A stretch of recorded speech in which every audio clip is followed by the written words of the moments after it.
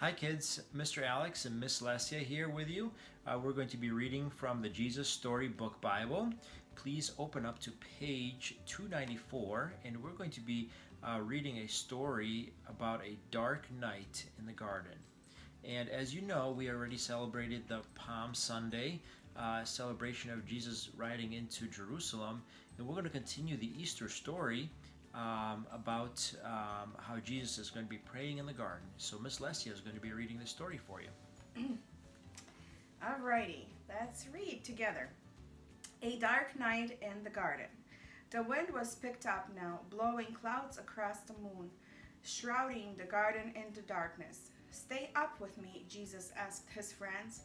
They said yes and waited under the olive trees, but they were tired and soon they fell asleep. Jesus walked ahead alone into the dark.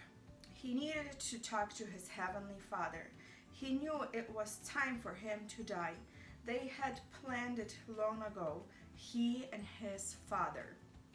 Jesus was going to take the punishment for all the wrong things anybody had ever done or even would do. "Papa, Father," Jesus cried, and he fell to the ground. "Is there any other way to get your children back? To heal their hearts? To get rid of the poison?"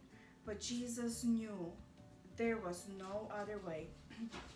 All the poison of sin was going to have to go into his own heart.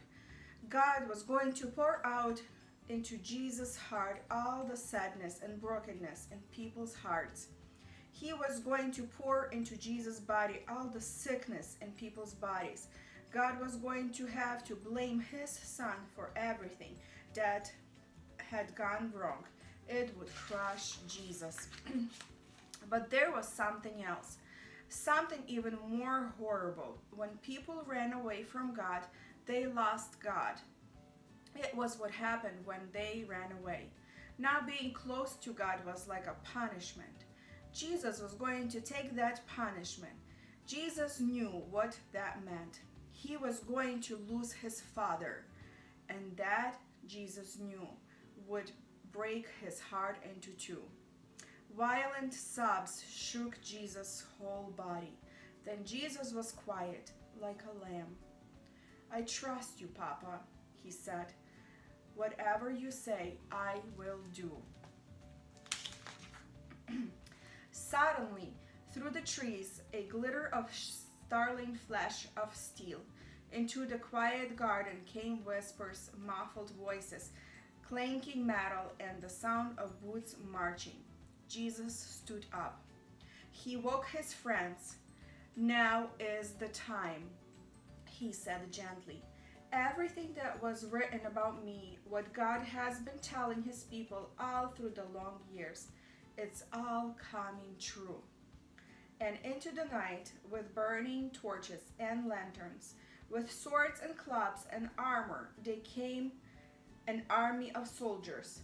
Judas led them straight to Jesus so they could arrest him. Jesus was waiting for them.